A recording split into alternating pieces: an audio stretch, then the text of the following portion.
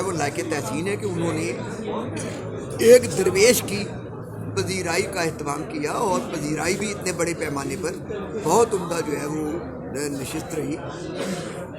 پہلے شاداب ثانی کے فن اور شخصیت کے بارے میں جو گفتگو ہمیں نکالنے پڑے گا، اور اس کے بعد مشاعرہ بہت عمدہ ہوا اور انتظامات بہت عمدہ۔ میں سمجھتا ہوں یہ جو زندہ شناسی کی جو روایت ہے اس کو زیادہ بڑھنا چاہیے اور اس کو زیادہ مستقل ہونا چاہیے، جو ہمارے ہاں کم ہے۔